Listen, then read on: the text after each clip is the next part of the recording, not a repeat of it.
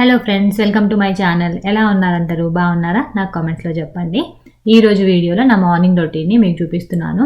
Video start చేయడానికి ముందు మీకు కనుక వీడియో నచ్చితే లైక్ చేయడం మర్చిపోకండి. మీరు లైక్ చేస్తే వీడియో ఎక్కువ మందికి రీచ్ అవుతుంది. ఈరోజు లంచ్ రొటీన్ అయితే మీకు చూపిస్తున్నారు. ఈరోజు లంచ్లోకి ఎగ్ పులుసు ఇంకా చికెన్ కర్రీ చేస్తున్నాను. ఇన్స్టెంట్ పాట్లో చికెన్ కర్రీ చేస్తున్నాను. జస్ట్ ఒక 2 minutesలో చేసేసుకోవచ్చు. చాలా ఫాస్ట్గా అయిపోతుంది. టేస్ట్ అయితే సూపర్గా ఉంటుంది. ముందైతే ఇక్కడ ఆనియన్స్ కట్ చేసుకుంటున్నాను. కోడిగుడ్డు పులుసు అని చెప్పాయి కదా, దానికోసము ఇంకా చికెన్ కర్రీ కోసము ఆనియన్స్ అయితే కట్ చేస్తున్నాను. ఈ ఎగ్ పులుసుకి కొంచెం ఆనియన్స్ ఎక్కువగానే పడతాయి కదా, ఒక 2 పెద్ద ఆనియన్స్ అయితే తీసుకున్నాను. ఈరోజు వెజిటేబుల్ చాపర్లో వేసి అన్ని కట్ చేసి ఇస్తున్నాను. ఎక్కువ ఆనియన్స్ ఉన్నప్పుడు ఇది యూజ్ చేస్తాను, ఈజీగా అయిపోతుంది కదా. లేదంటే ఇన్ని ఆనియన్స్ కట్ చేయాలంటే చాలా టైం పడుతుంది. ఇదైతే నేను last time plastic vegetable chopper use చేశాను. దానికంటే కూడా ఈ స్టీల్ది చాలా బాగుంది. క్వాలిటీ కూడా చాలా బాగుంది. ఆ ప్లాస్టిక్ది అయితే కొన్ని డేస్ యూజ్ చేసిన తర్వాత కింద పడితే పగిలిపోవడమో, లేకపోతే నా దగ్గరదైతే కొన్ని డేస్ యూజ్ చేసిన తర్వాత క్రాక్ వచ్చేసింది అనమాట. స్టీల్ది అయితే అలాంటి ప్రాబ్లం ఏమి ఉండదు కదా. క్వాలిటీ అయితే చాలా బాగుంది. ఎవరైనా కొనుక్కోవాలంటే ప్లాస్టిక్ దానికి బదులుగా ఈ స్టీల్ది ట్రై చేయండి. ముందైతే ఇక్కడ చికెన్ కర్రీ కోసం మసాలా పేస్ట్ రెడీ చేసుకుంటున్నాను. దానికోసం ఒక మిక్సీ జార్ తీసుకొని కొద్దిగా మిరియాలు, కొంచెం లవంగాలు, ఒక చిన్న దాల్చిన చెక్క ఇవి వేసుకొని, తర్వాత దీంట్లో కొంచెం కొత్తిమీర, కొద్దిగా ఆనియన్స్, ఒక 2 స్పూన్స్ కొబ్బరి పొడి, అల్లం వెల్లుల్లి పేస్ట్ వేసుకొని మెత్తగా బ్లెండ్ చేసేసుకోవాలి. మీ దగ్గర అల్లం వెల్లుల్లి పేస్ట్ లేకపోతే ఫ్రెష్గా అల్లం వెల్లుల్లి వేసుకోండి. టేస్ట్ ఇంకా చాలా బాగుంటుంది. నాన్ వెజ్ కర్రీస్కి ఫ్రెష్గా వేసుకుంటే బాగుంటుంది కదా. నా దగ్గర ఆల్రెడీ ఉందనేసి అదే వేసేసాను. ఇక్కడ చూసారు కదా, ఆనియన్ ముక్కలన్నీ కట్ చేసుకున్నాను. ఇన్ని ఆనియన్స్ నార్మల్గా కట్ చేయాలంటే మాత్రం ఈజీగా 15-20 minutes టైం అయితే పడుతుంది. వెజిటేబుల్ చాపర్లు అయితే 5 minutesలో కట్ చేసేసుకోవచ్చు. తర్వాత ఇక్కడ ఇన్స్టెంట్ పాట్ని సాటే మోడ్లో పెట్టుకొని ఒక 2 స్పూన్స్ ఆయిల్ వేసుకున్నాను. ఆయిల్ కొంచెం వేడెక్కిన తర్వాత కొద్దిగా షాజీరా, ఒక బిర్యానీ ఆకు వేసుకున్నాను. తర్వాత దీంట్లో సన్నగా కట్ చేసి పెట్టుకున్న ఆనియన్ ముక్కలు వేసుకొని ఒక 2 నిమిషాల పాటు ఫ్రై చేసుకోవాలి. ఇవి కొంచెం ఫ్రై అయిన తర్వాత మనం రెడీ చేసి పెట్టుకున్నాం కదా మసాలా అంతా, ఆ మసాలా పేస్ట్ కూడా వేసుకొని పచ్చివాసన అంతా పోయేదాకా మరొక 2 నిమిషాల పాటు ఫ్రై చేసుకోవాలి. ఇక్కడ చూసారు కదా, మసాలా అంతా మంచిగా ఫ్రై అయింది. ఇది ఫ్రై అయిన తర్వాత మంచి స్మెల్ వస్తుంది. తర్వాత దీంట్లో కడిగి పెట్టుకున్న చికెన్ అంతా వేసేసుకోవాలి. చికెన్ వేసేసుకొని కొద్దిగా పసుపు, ఒక 2-3 పచ్చిమిరపకాయలు వేసుకుంటున్నాను. ఇక్కడ చికెన్లో నేను ఉప్పు కానీ పసుపు కానీ ఏం వేయలేదు. జస్ట్ వాష్ చేసుకున్న చికెన్ ఒకటే వేసుకున్నాను. వాష్ చేసుకునేటప్పుడు మంచిగా ఉప్పు పసుపు వేసుకుని ఒక 2-3 సార్లు మంచిగా వాష్ చేసుకున్నాను. తర్వాత దీంట్లో సరిపడినంత ఉప్పు, కారము వేసేసుకొని ఒకసారి బాగా కలిపేసుకోవాలి. దీంట్లో నేను ఒక 1/2 టమాటో వేస్తున్నాను. మీరు తీసుకున్న చికెన్ క్వాంటిటీని బట్టి టమాటోని కూడా వేసుకోండి. అంతా వేసేసుకొని ఒకసారి బాగా కలుపుకొని మీకు గ్రేవీ ఎంత కావాలి అనేది చూసుకొని వాటర్ వేసుకోండి. నేను ఇక్కడ ఒక 1/2 గ్లాస్ వాటర్ వేస్తున్నాను. కారము చూసుకొని వేసుకోండి. నాన్ వెజ్లో కొంచెం స్పైసీగా ఉంటే బాగుంటుంది కదా. ఇక్కడ నేను యూజ్ చేసే కారము కొత్త కారం అనమాట. మా మమ్మీ లాస్ట్ టైం ఇండియా నుంచి వచ్చేటప్పుడు తీసుకొచ్చారు. మా పిన్ని పంపించిందంట. ఇది బెంగళూరు మిరపకాయలు అంటారు కదా, బేడిగే మిరపకాయలు. ఆ మిరపకాయలు, గుంటూరు మిరపకాయలు పట్టించిన కారం అనమాట. అవి 2 కలిపి చేశారనమాట. కూర అసలు ఎంత కలర్ఫుల్గా వచ్చిందంటే ఫుల్ రెడ్గా ఏదో ఫుడ్ కలర్ వేసినట్టుగా వచ్చిందనమాట. టేస్ట్ కూడా చాలా బాగుంది. ఎప్పుడైనా మనకు టైం లేనప్పుడు, లేకపోతే ఇంటికి ఎవరైనా చుట్టాలు వస్తున్నారు అన్నప్పుడు ఇలా ఒకసారి ఇన్స్టెంట్ పాట్లో చికెన్ కర్రీ ట్రై చేయండి. చాలా టేస్టీగా ఉంది, ఈజీగా కూడా అయిపోతుంది. ఇక్కడ చూసారు కదా, ఇలా సరిపడినంత వాటర్ వేసుకొని ఒకసారి బాగా కలిపేసుకొని లిడ్ పెట్టేసుకొని ఇప్పుడు ప్రెషర్ కుక్కర్ మోడ్లో హై ప్రెషర్ పెట్టుకొని ఒక 2 minutes పెట్టుకోవాలి.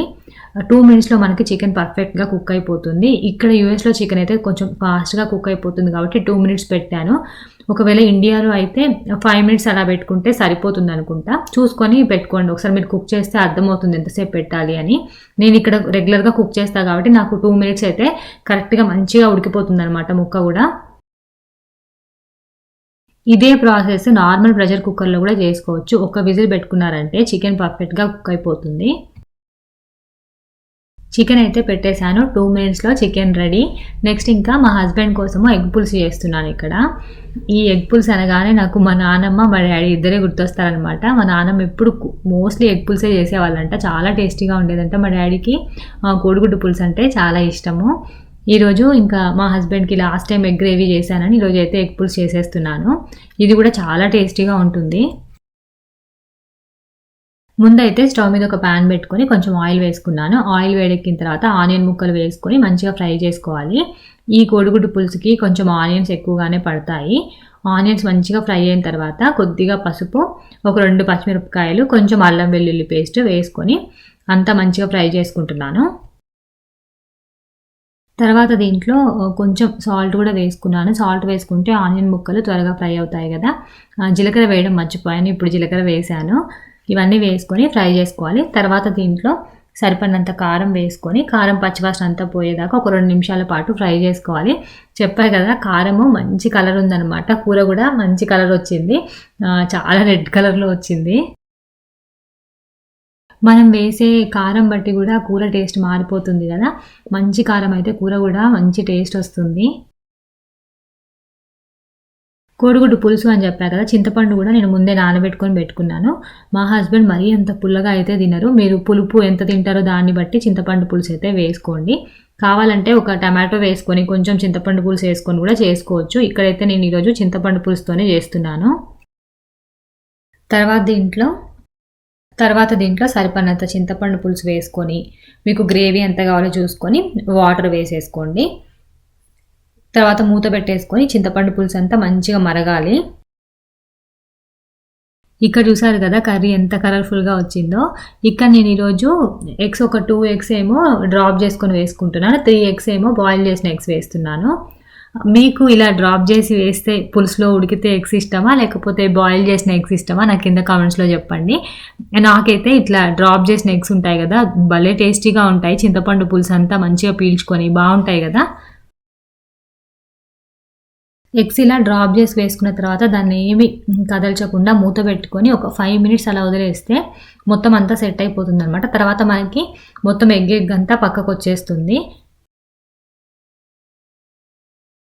ఈలోపు చికెన్ కర్రీ కూడా రెడీ అయిపోయింది. నేను ఇక్కడ లిడ్ ఓపెన్ చేస్తున్నాను చూడండి. కర్రీ పర్ఫెక్ట్గా కుక్ అయిపోయింది. ఆయిల్ అంతా పైకి తేలింది. చూడడానికైతే చాలా కలర్ఫుల్గా ఉంది కదా, టేస్ట్ కూడా చాలా బాగుంది. తర్వాత దీంట్లో కొంచెం కొత్తిమీర, ఒక 2 స్పూన్ల ధనియాల పొడి, కొద్దిగా కస్తూరి మేతి ఉంటే మాత్రం ఖచ్చితంగా వేసుకోండి, టేస్ట్ చాలా బాగుంటుంది. ఇవన్నీ వేసుకొని ఒక 2 నిమిషాల పాటు కుక్ చేసుకున్నామంటే చికెన్ గ్రేవీ రెడీ అయిపోతుంది. 2 మినిట్స్ తర్వాత ఇన్స్టెంట్ పాట్ ఆఫ్ చేసేసాను. చికెన్ గ్రేవీ అయితే రెడీ అయిపోయింది. మీరు ఎవరైనా ఇలా ఇన్స్టెంట్ పాట్లో చికెన్ గ్రేవీ ట్రై చేస్తే ఎలా వచ్చింది అనేది నాకు తప్పకుండా కామెంట్స్లో షేర్ చేయండి. ఇక్కడ చూసారు కదా ఎగ్స్ కూడా మంచిగా ఉడికిపోయాయి. ఇప్పుడు వీటిని మనము గరిటెతో తీసేస్తే వచ్చేస్తాయి అన్నమాట. అవి కొంచెం పక్కకు జరుపుకొని ఇప్పుడు బాయిల్ చేసుకున్న ఎగ్కి ఘాట్లు పెట్టేసుకొని దీంట్లో వేసేసుకుంటున్నాను. లాస్ట్లో కొంచెం కొత్తిమీర, కొంచెం మెంతి పొడి, కొంచెం జీలకర్ర పొడి, కొంచెం ధనియాల పొడి. జీలకర్ర పొడి, మెంతి పొడి మాత్రం స్కిప్ చేయకండి, పులుసులోకి అవి టేస్ట్ చాలా బాగుంటాయి.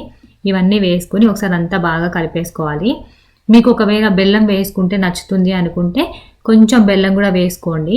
నేనైతే ఇక్కడ కొంచెం బెల్లం వేస్తున్నాను. బెల్లం వేస్తే అంత మొత్తం టేస్ట్ అంతా బ్యాలెన్స్ అయ్యి చాలా టేస్టీగా ఉంటుంది. ఒక 2 మినిట్స్ ఉంచుకొని స్టవ్ ఆఫ్ చేసుకుంటే కోడిగుడ్డు పులుసు కూడా రెడీ అయిపోతుంది. ఇంత రెడ్గా ఉంది కదా, భయపడకండి, కారం అయితే అస్సలు లేదు. చెప్పాను కదా ఇవి బేడిగ మిరపకాయలు వాడాం కదా, అందుకని మంచిగా రెడ్ కలర్లో వచ్చిందనమాట. కారం అయితే అస్సలు లేదు. సో ఇదనమాట ఈరోజు వీడియో. మళ్ళీ రేపటి వీడియోలో మళ్ళీ కలుద్దాం.